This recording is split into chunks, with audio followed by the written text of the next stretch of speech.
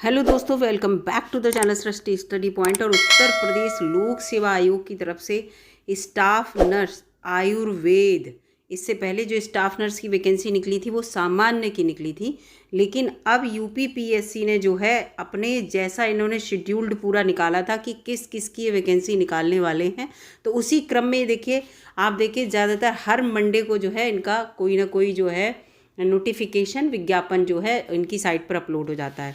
तो staff nurse का normal staff nurse वाला जो आया था, इसके बाद आयुर्वेद के पुरुष और महिला वाला भी कहा गया था कि वो भी उसका नोटिफिकेशन भी विज्ञापन भी आने वाला है। तो आज आ गया है, देखिए 4/9/2023 से आप आवेदन कर सकते हैं। और आवेदन स्वीकार करने की अंतिम तिथि जो है वो 4/10/2023 है। ठीक है, परीक्षा शुल्क जमा करने की तिथि भी 4/10/2023 है, यानी कि आप 4 अक्टूबर 2023 तक इस फॉर्म को जमा कर सकते हैं। अब यहाँ पर मैं सबसे पहले आपको टोटल वैकेंसी दिखा देती हूँ, क्योंकि बच्चे जो हैं वो टोटल वैकेंसी सबसे पहले जानना चाहते हैं। और वैसे आप लोगों को एक वीडियो में मैं बता चुकी हूँ कि आयुर्वेद वाले की कितनी वैकेंसी आने वाली है स्टाफ नर्स की, और उनकी कितनी आने वाली है, एक पहले वीडियो अपलोड की थी।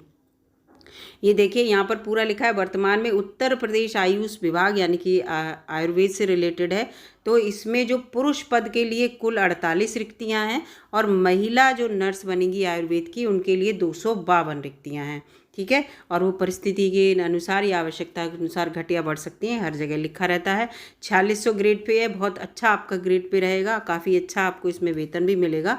ठीक है, और तो आप समझ जाइए कि टोटल आपको इतनी वैकेंसी यहाँ पर देखने को मिल रही है, यानी कि 300। कितनी वैकेंसी हो गई है? टोटल 300 हो गई, और पुरुष और महिला की अलग अलग भी यहाँ पर बता दी हैं। और वैसे आपको मैं बता दूं कि आपको तो एक ही सीट की ज़रूरत है ना, ये दिमाग में अगर आप रखेंगे तो कितनी भी कम वैकेंसी हो आप उसमें अच्छा करने की कोशिश करेंगे। तो यहाँ पर देखिए पूरा लिखा है। सबसे पहले वही बात जो हमेशा लिखी रहती है, अभी आजकल यूपी पीएससी की साइट पर बहुत इंपॉर्टेंट है कि आपको ओटीआर के अभाव में आप ऑनलाइन फॉर्म नहीं भर सकते। पहले आपको ओटीआर नंबर प्राप्त करना होगा, और 72 घंटे पूर्व आपको ये प्राप्त करना होगा। और ओटीआर के लिए आपके लिए ये यहाँ पर वेबसाइट दे रखी है। ठीक है, और ओटीआर नंबर जब आपको प्राप्त हो जाएगा उसके बाद इस वेबसाइट पर जाकर आप अपना फॉर्म भर सकते हैं। ये इम्पॉर्टेंट है, जो जो इम्पॉर्टेंट है मैं आपको सब बताती चल रही हूँ। इसमें फॉर्म को कैसे भरना है, जो है आपको 4 चरण मिलेंगे उसमें भरने के लिए। पहले ओटीआर करना है, फिर उसके बाद ये जब आप जैसे ही फॉर्म भरेंगे अपने आप वो ऑटोमेटिकली आपसे मांगता रहता है कि ओटीआर हो गया। अब इसके बाद आपको इस चरण में जाइए। द्वितीय चरण में प्रथम चरण की प्रक्रिया हो जाने के बाद जो है अभ्यर्थी का पता ओटीआर से अपने आप ही पता चल जाता है। फिर इसमें पूरी अधिमानी अहर्ताओं के कॉलम में यस और नो आपको चुनना होगा कि आपने जो भरा है ठीक किया है नहीं किया है। तृतीय में जो पेमेंट से रिलेटेड है, और चतुर्थ में आपको पूरा अपना फॉर्म भर देना है। तो 4 चरणों में आपका होगा। और ये देखिए आपका आवेदन शुल्क यहाँ पर मैं दिखा देती हूँ। वैसे आप जिन बच्चों ने नॉर्मल स्टाफ नर्स वाला या यूपी पीएससी का कभी फॉर्म भरा है तो उन सबको वैसे पहले से ही पता होगा। ये देखिए शुल्क यहाँ पर आपको दिख रहा है कि अनारक्षित और आर्थिक रूप से कमज़ोर वर्ग और पिछड़ा वर्ग के लिए जो है कमज़ोर ईडब्ल्यूएस जो होते हैं और ओबीसी जो होते हैं, इनका जो 125 रुपये शुल्क है। अनुसूचित जाति और अनुसूचित जनजाति का 65 रुपये शुल्क है। और इसके साथ अभी मैं आपको दिखाती हूँ यहाँ पर ये देखिए दिव्यांग जनों के लिए जो है वो केवल 25 रुपये है, और भूतपूर्व सैनिक के लिए 65 रुपये है। और स्वतंत्रता संग्राम सेनानी अपनी मूल श्रेणी के अनुसार जो जिस कैटेगरी में वो आ रहे होंगे उसके अनुसार इन्हें पेमेंट करना होगा, महिलाओं को भी और कुशल खिलाड़ियों को भी। ठीक है, इसके यहाँ पर पूरा पेमेंट का मैंने आपको बता दिया। और ये जो आपका मेरिट बनेगी, और ये पूरा लिखा है कि उत्तर प्रदेश लोक सेवा आयोग में स्टाफ नर्स आयुर्वेद के लिए आपकी लिखित परीक्षा में प्रवेश के लिए उपयुक्त अभ्यर्थियों का चयन करने हेतु पूरा इसमें दिया है। जिलों में परीक्षा होगी आपकी, जिसे प्रारंभिक परीक्षा कहेंगे, यानी कि आपकी 2 परीक्षाएं होंगी। एक तो आपका प्री एग्ज़ाम होगा जैसे प्रारंभिक परीक्षाएं, और एक आपका मेन जैसे कि और स्टाफ नर्स में उसमें हुआ था। सेम वही पैटर्न है, सब आपको यहाँ पे बताऊंगी। प्रारंभिक परीक्षा आपकी बहुविकल्पीय होगी। ठीक है, उसमें जब आपका चयन हो जाएगा, उसके चयन की जब उसमें आप पास माने जाएंगे और कितने % नंबरों से पास माने जाएंगे ये भी आपको यहाँ पे अभी बताऊंगी मैं। तो आपको फिर मुख्य परीक्षा देने के लिए मौका मिलेगा, पूरा यहाँ पर है। तो मुख्य परीक्षा के बाद ही और आपका जो चयन है वो मुख्य परीक्षा जितने नंबर की है मुख्य परीक्षा के अनुसार मेरिट बनेगी। प्री जो है वो आपकी क्वालिफाइंग परीक्षा होगी। ठीक है, पूरा यहाँ पर मैं आपको एक एक पेज दिखाती चल रही हूँ जो जो दिया हुआ है, और इसमें पूरा आरक्षण को लेकर है कि आरक्षण जो है वो आप सबको मिलेगा, जो जिस वर्ग के हैं ये लिखा है सबके लिए आरक्षण मिलेगा। अनुसूचित जाति उत्तर प्रदेश के हैं, लेकिन आप अगर दूसरे ज़िले के होंगे, वो दूसरे राज्य के ज़िले के नहीं, तो आप सामान्य श्रेणी में आके जाएंगे। इस चीज़ को याद रखिएगा। अपने यूपी में ही आपके लिए जो है वो आरक्षण मिलेगा, चाहे आप जिस कैटेगरी में आ रहे हैं, हर कैटेगरी का आपको इसमें आरक्षण मिलने वाला है। शैक्षिक अर्हता पे आ जाते हैं। देखिए यहाँ पर आ गई शैक्षिक वैवाहिक स्थिति। देखिए वही कि आप विवाहित पुरुष, अगर ऐसे विवाहित पुरुष जिनकी एक से अधिक पत्नी हो, या महिला अभ्यर्थी जिनका ऐसे किसी ऐसे व्यक्ति से विवाह किया हो, पहले से ही पत्नी हो, तो वो पात्र नहीं माने जाएंगे जब तक कि महामहिम राज्यपाल आपकी जो है बहुत सारी शर्तों पर आपको, जो आपकी इससे रिलेटेड शर्त है उस पर छूट ना दे दें। शैक्षिक अर्हता यहाँ पर देखिए ये लिखिए पूरी।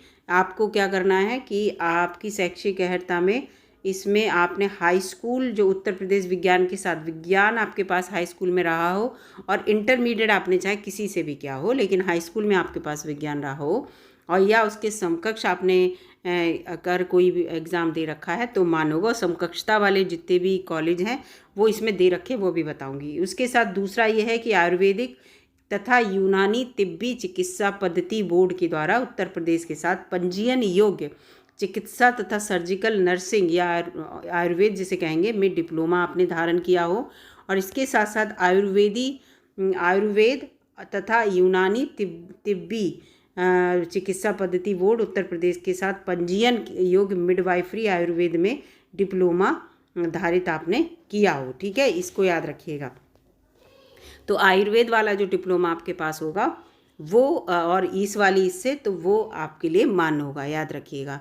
चौथा इसमें है आपके लिए, या कुछ नहीं दिया, देखिए आयुर्वेद नर्स और मिडवाइफरी धात्री के रूप में आयुर्वेद और आयुर्वेदिक यूनानी तिब्बी चिकित्सा बोर्ड के द्वारा आपने ये यहाँ पे धारण किया हो। तो यहाँ पर ये देखिए, इसमें जो इसमें लिखा है स्टाफ नर्स के पद के लिए सीधी भर्ती हेतु किसी अभ्यर्थी के लिए निम्नलिखित अर्हताएँ होनी चाहिए। तो ये आपकी अर्हताएँ यहाँ पर दे रखी हैं। इसमें ये देखिए, यहाँ पर एक चीज़ मैं नोट करी भी, या करके कहीं नहीं दिया है कि जैसे आपने केवल इन तीनों में ना या करके दिया हो, तो या करके नहीं है, इसका मतलब ये चारों आपके पास होने चाहिए। इसके बाद अधिमानी अर्हता है, तो अधिमानी अर्हता में तो वही आपको पता है एनसीसी वाला है, वो सब है। अगर है तो ठीक है, नहीं है तो भी में कोई प्रॉब्लम वाली बात नहीं है। इसके साथ स्टाफ नर्स के जो इन्होंने कहा है कि समकक्षता वाले, तो वो कहाँ से आपने हाई स्कूल किया हो, तो वो लिखा है कि जो इसके साथ ये लिखा है कि जो भी ये लिखा है निम्नांकित जो परीक्षा संस्थान है इनके द्वारा अगर हाई स्कूल आपने किया तो स्वीकार किया जाएगा, अदरवाइज़ कक्षा 10 आपका इसके अतिरिक्त मान्य नहीं होगा। तो ये दे रखी हैं सारी, अगर इनसे आपने हाई स्कूल कर रखा है तो आप मान्य होंगे, हाई स्कूल आपका माना जाएगा। देखिए कितने सारे 33, 34, 35, और इसके साथ साथ ये पूरे दे रखे हैं यहाँ पर 35। इसके बाद इंटर के लिए दे रखे हैं, अगर इनमें से आपने किसी से इंटर किया है किसी बोर्ड से तो आपका मान्य होगा, और किसी से किया है तो मान्य नहीं होगा। इसको आप डाउनलोड कर लीजिएगा यूपीपीएससी की साइट पर जाकर, ये 36 दे रखे हैं। ठीक है, तो हाई स्कूल इंटर का मैंने आपको यहाँ पे बता दिया। और आयु सीमा देखिए, आयु सीमा आपकी 21 से 1 जुलाई 2023 को, 1 जुलाई 2023 को है। 21 वर्ष अवश्य पूरी हो जानी चाहिए और 40 वर्ष से अधिक नहीं होनी चाहिए, यानी कि उनका जन्म 2 जुलाई 1983 से पहले का और 1 जुलाई 2002 के बाद का नहीं होना चाहिए। इसको याद रखिएगा। दिव्यांगजन के लिए 55 वर्ष रखी गई है, 15 साल छूट दी गई है। और भी सब लोगों के लिए बहुत सारी छूट दी होती है 5 वर्ष की, जिसमें अनुसूचित जाति, अनुसूचित जनजाति, पिछड़ा वर्ग, और जो खेलों में कुशल खिलाड़ी हैं उनके लिए राज्य सरकार में राजकीय कर्मचारी हैं, बेसिक शिक्षा परिषद में शिक्षक हैं या शिक्षणेतर कर्मचारी जो क्लर्क वगैरह होते हैं वो हैं। इसके साथ साथ माध्यमिक विद्यालय में आप शिक्षक हैं या क्लर्क की पोस्ट पर हैं या और कोई पोस्ट पर हैं, जरूरी नहीं क्लर्क पे, शिक्षणेतर कर्मचारी में सब आते हैं, जो 4th क्लास में होते हैं वो भी आते हैं। तो उन सबको 5 वर्ष की छूट दी जाएगी, इस चीज़ को ध्यान रखिएगा। तो ये आपको 5 वर्ष की छूट, यानी कि 45 वर्ष तक आप अगर इन श्रेणी में आते हैं तो आपको छूट दी जाएगी। तो ये सब इसमें लिखा है। और उत्तर प्रदेश दिव्यांगजनों के लिए तो बता ही दिया मैंने, 15 वर्ष की छूट दी जाएगी। और भूतपूर्व सैनिक के लिए अपनी सेना अवधि जो इन्होंने काम किया प्लस 3 वर्ष की छूट उसमें और दी जाती है। और इसमें पूरा दे रखा है कि जब आप प्री पास कर लेंगे यानी कि प्रारंभिक परीक्षा, तो मेंस के लिए आपको दोबारा फॉर्म भरना होगा। लिखा है देखिए, प्रारंभिक परीक्षा में पास हो जाने के बाद मुख्य परीक्षा के लिए आपका जो है सफल अभ्यर्थी को पुनः आवेदन करना होगा। और आर्थिक रूप से कमज़ोर वर्ग, सामान्य श्रेणी और पिछड़ा वर्ग के लिए 200 रुपये शुल्क होगा, पूरा लिखा है। तो इसको परेशान मत होइए, जब आप पास हो जाएंगे तो इसके लिए आपके पास दोबारा से नोटिफिकेशन आता है, तो आपके पास मैसेज आएगा कि फॉर्म भरिए, ठीक है। तो 225 रुपये का होगा। और फिर ऐसे तो मेंस के लिए अभी मत सोचिए, अभी प्री का फॉर्म भरिए। और आपको पता है कि प्री पास हो जाने के बाद आपको मेंस में बैठने को मिलेगा। और मेंस के लिए भी वही लिखा है कि मेंस में वही अनुक्रमांक रहेंगे आपके, तो वो सब आपको बाद में बता दिया जाएगा, ठीक है। और मेंस में आपको अंक पत्र वगैरह ये सब लगाने होंगे, ये सब इसमें दे रखा है। तो ये जो है अंक, और आपकी जो जन्म तिथि है वो सभी को पता है कि हाई स्कूल से मानी जाएगी, तो इसमें लिखा है जन्म तिथि आपके हाई स्कूल के प्रमाण पत्र से ही मानी जाएगी। ये सब बातें लिखी हुई हैं, बच्चे जो फॉर्म भरते रहते हैं उन सबको पता रहता है। इसके बाद अब हम आते हैं, हमने आपको देखिए आयु सीमा और सब बता दी।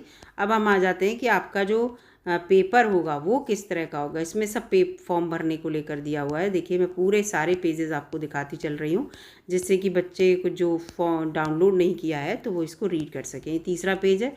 अब आपके यहाँ पे सर्टिफिकेट कैसे होने चाहिए वो सब दिया है। अब चौथे पेज पर आते हैं। देखिए चौथे पेज पर भी यही दिया है, सर्टिफिकेट वगैरह दे रखा है आपको, सर्टिफिकेट कैसे बनवाने। ये देखिए पूरा चौथा पेज ये दे रखा है, ठीक है, ये पूरा दे रखा है। ये देखिए यहाँ पर पूरा चौथा पेज जो है सर्टिफिकेट से रिलेटेड दे रखा है। और डिसेबिलिटी जो होते हैं 40% वाली जो डिसेबिलिटी है वही इसमें मानोगे। अब 5वें पेज पर आते हैं। 5वें पेज पर बहुत इंपॉर्टेंट दे रखा है। 5वें पेज पर आपका पूरा सिलेबस दे रखा है कि आपका एग्ज़ाम कैसे होगा, एग्ज़ाम पैटर्न दे रखा है। तो ये स्टाफ नर्स का आयुर्वेद का एग्ज़ाम पैटर्न है। इसमें जो आपकी प्रारंभिक परीक्षा है बिल्कुल वैसी ही होगी जैसे कि आपका नॉर्मल स्टाफ नर्स का था। सामान्य ज्ञान, हिंदी और आयुर्वेद विषय, बस आपका जो नर्सिंग का आयुर्वेद का सब्जेक्ट है वो बदल जाएगा।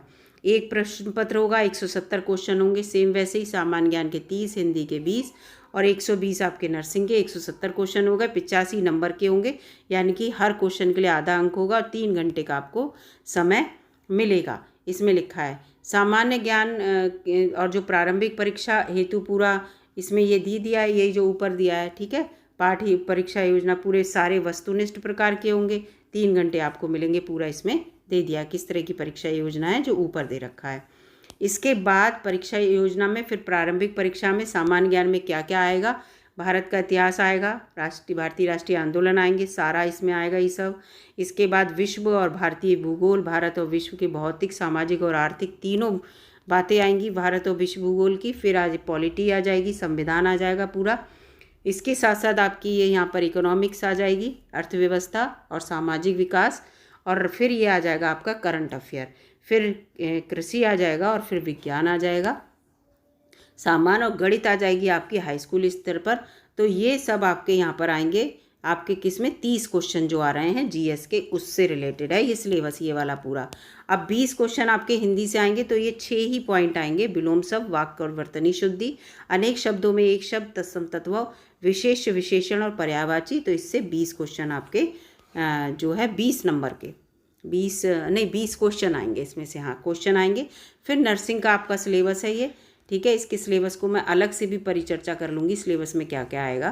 तो पूरा परिचर्या है, देखिए ये व्याधि और विज्ञान और उपचार से रिलेटेड, फिर रचना और शरीर क्रिया, फिर स्वस्थ व्रत, फिर जीवाणु परिचय पूरा, मानस रोग, फिर द्रव्य गुण विज्ञान और भेषज कल्पना, प्रसूति विज्ञान, बाल रोग, ये सब इसमें है। इसके 8 टॉपिक ये हैं, ठीक है, जिसमें से आपके कितने क्वेश्चन आएंगे, 120 क्वेश्चन आएंगे। ये इंपॉर्टेंट है, इसको आप अच्छे से पढ़िएगा।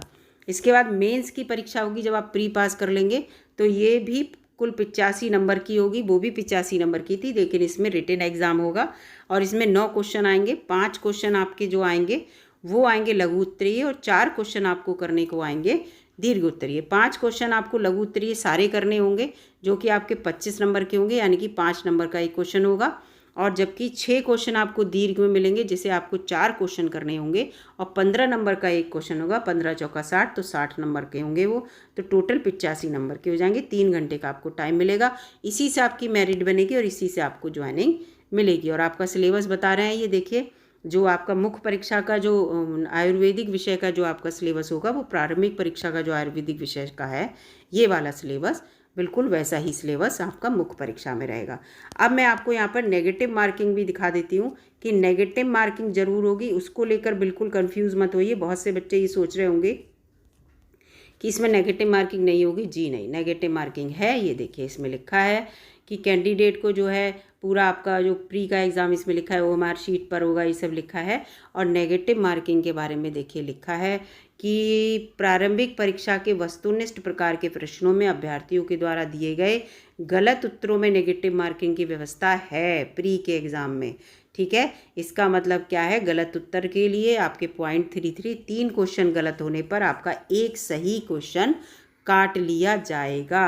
ठीक है, और एक से अधिक उत्तर देते हो एक का, तो भी आपका गलत माना जाएगा। और न्यूनतम आपको एफिशिएंसी स्टैंडर्ड, यानी कि न्यूनतम मार्क्स, कम से कम नंबर आपको जो पासिंग मार्क्स लाने हैं वो निर्धारित कर दिए गए हैं। प्री और मेन दोनों के लिए हैं, ये याद रखिएगा।